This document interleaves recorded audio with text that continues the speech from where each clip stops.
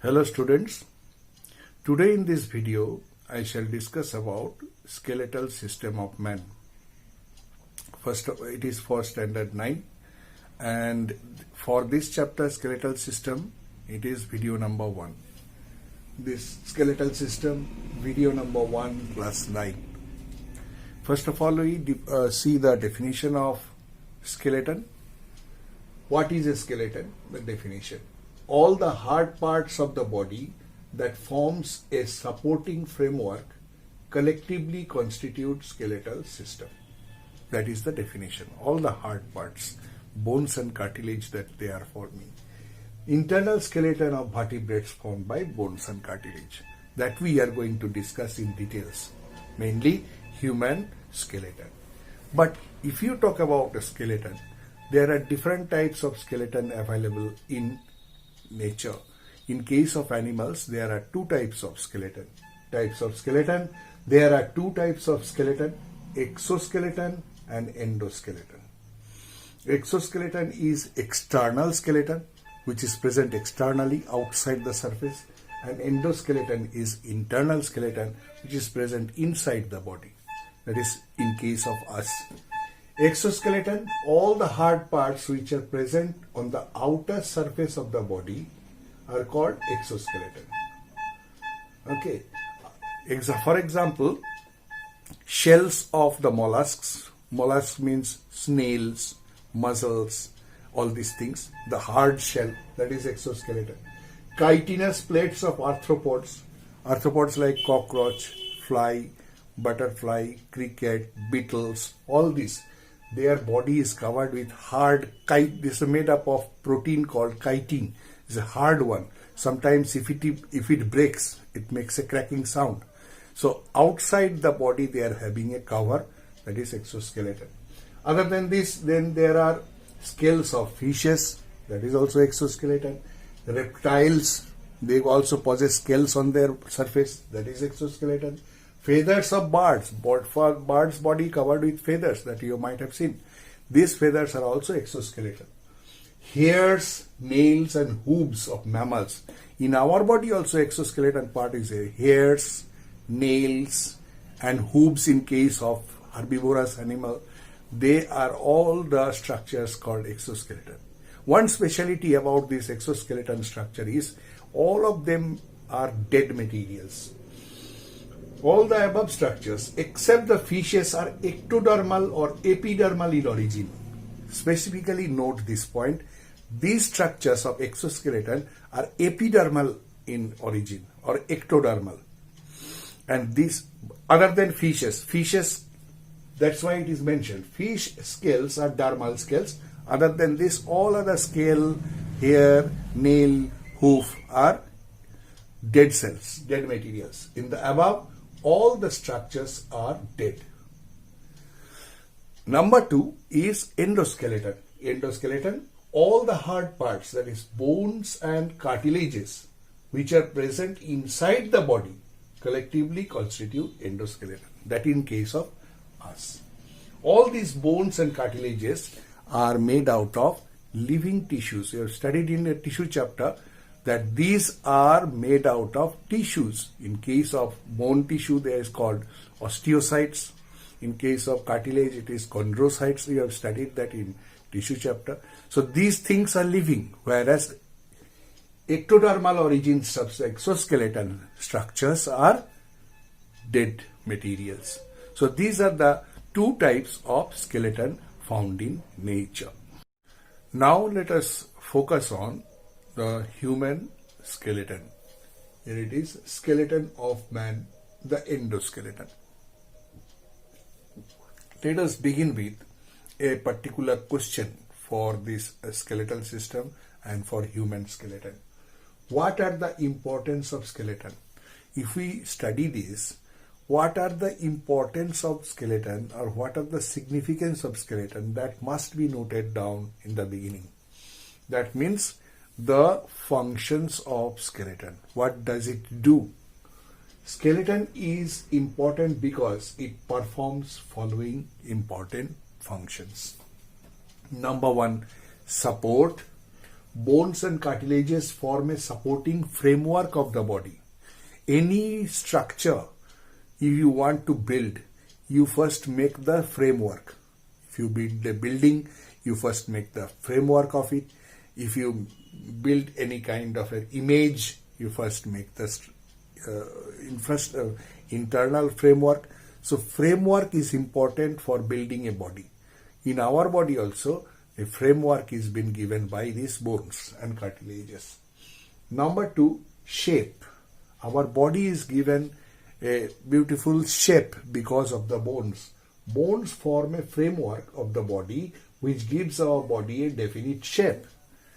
Human beings are recognized. Human beings, not only all the vertebrates, those who are having their definite body shape, we recognize that it is a dog, it is human being, it is a cat, it is a bird. Why it is so? Because they have a definite shape, and this definite shape is provided by skeletal system. Number 3, protection.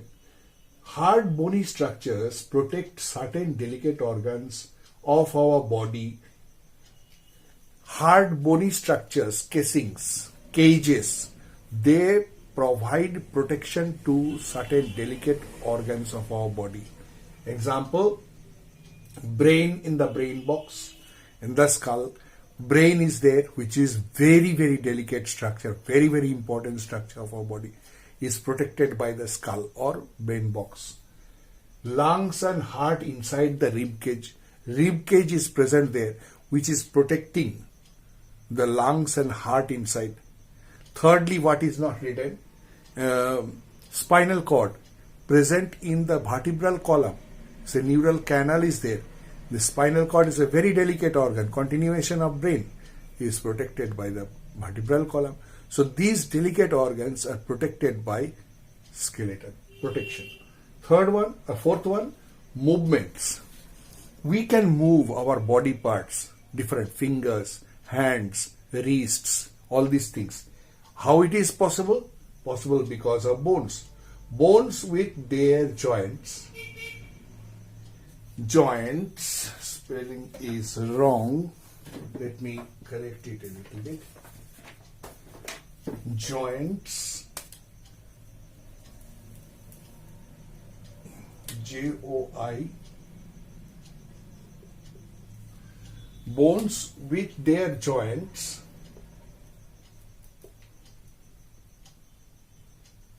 form a mechanical device called levers along with muscles which enable us to move different body parts like hands, fingers, legs.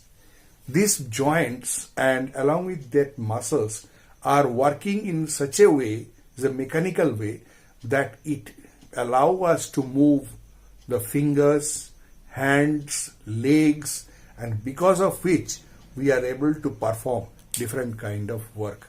The movement and locomotion is possible because of lever action, which is done by the joints and the muscles of the body. Number 5 is reservoir. The bones and cartilages are reservoir of very important 2 elements which is required in our body, are called calcium and phosphorus. Bones are the storehouse of calcium and phosphorus, which are essential for many important physiological functions.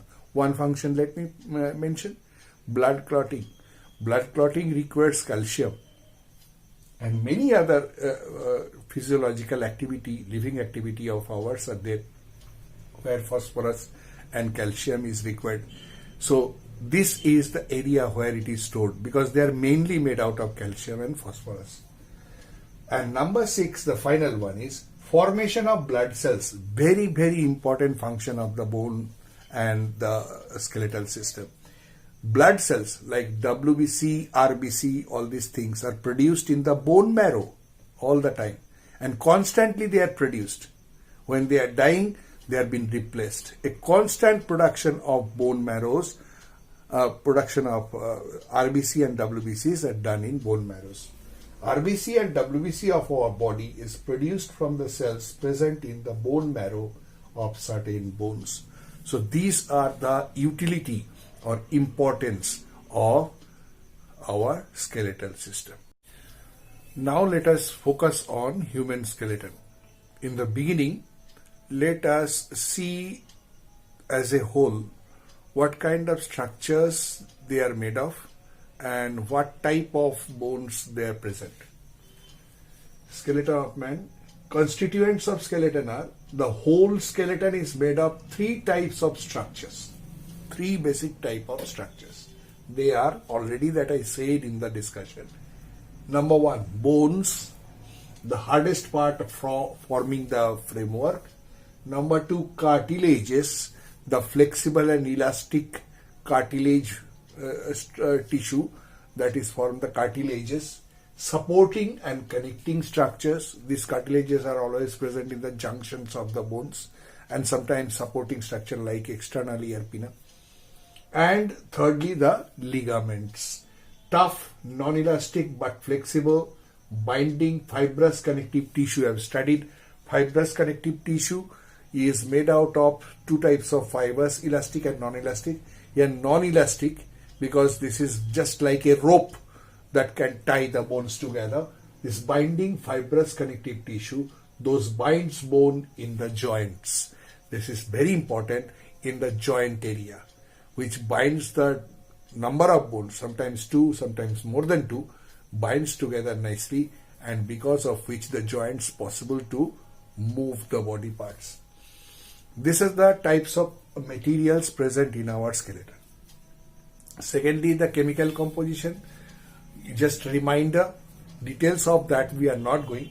Composition of bone, what they are made out of? Two types of things. One is the minerals, that is non-living part, and one is the living cells or tissues. Bone is composed of minerals like calcium and phosphorus, which are non-living substance, and cells and tissues, which are living parts. There are certain experiments which can prove it. Suppose if you take a piece of bone and dissolve it in hydrochloric acid, the minerals will be dissolved and the piece of bone will become like a rubber, because the living substance is not damaged by hydrochloric acid. The mineral part is dissolved in it. On the other hand, if you want to prove the minerals present in it, then burn the bone. When you burn it, all the living parts will be dead and will become ash. And from the ash, if you test it, you will get the indication of the minerals that is present in the bone. So details of that we are not going because it is part of biochemistry. So these are the structures that compose the bone. Types of bone present in our body on the basis of shapes. There are four types. Long bones. Long bones means humerus, that is the upper arm bone. Femur, the thigh bone, very long bones in our body. There are some bones which are long like this. Short bones, short squarish type of bones present in the wrist, carpals and tarsals in the ankle. Flat bones which forms a kind of a casing that is present in our skull, which forming the brain box. Plate-like bones, example bones forming the brain box in the skull, and irregular shaped bones that is forming our vertebral column, the vertebrae. Irregular bones, irregular and complicated shape, that is called the vertebrae of our body. So according to shape, these four types of bones are found in our body. According to hardness and compactness of bones, there are two types. Types of bone according to hardness and compactness. There are two types. One is not so hard and spongy. They are called spongy bone. At the end of long bones like humerus, femur, end of long bones, the swollen part of the bones that contains spongy bone. End of long bones, there are areas where bone tissue form a spongy structure. If you could see that area, the bones are having spongy structures. The gaps are there. The makeup of that area of bone is just like a sponge, though it is not that soft like sponges, but formation is like sponge. The bone tissue is arranged in such a way that it forms a kind of a network. like a sponge. So it is called spongy bone. Spongy structure containing, inside this spongy structure, the gaps are filled out with bone marrow, mainly red bone marrow. Bone marrow. This type of bone or part of bone is not that hard like the other type. Not so hard and compact. And it is present at the end of the long bones, and some of the smaller bones like carpals, metacarpals and all those, there are also spongy bones present. Second type of bone is compact and hard bone, very hard part of this. The shaft of the long bones, are very hard due to high calcification. More minerals are deposited. Due to high deposition of calcium and phosphorus, the shaft of the long bones are very hard and tough.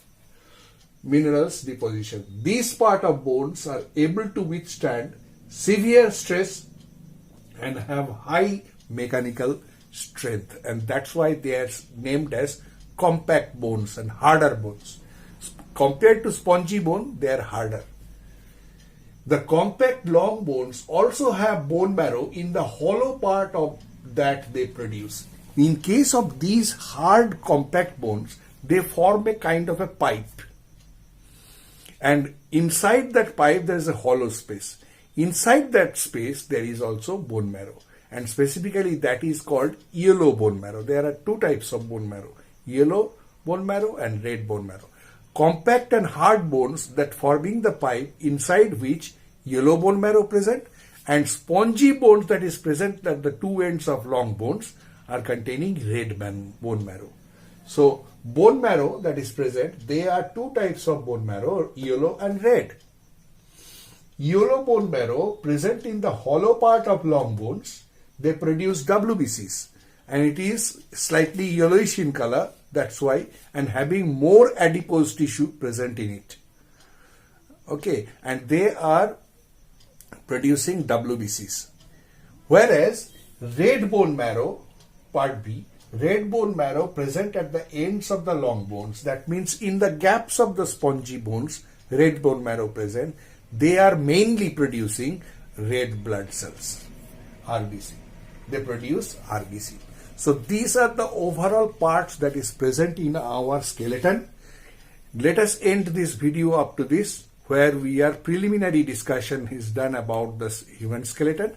Next video I will discuss about the bones in the human skeleton.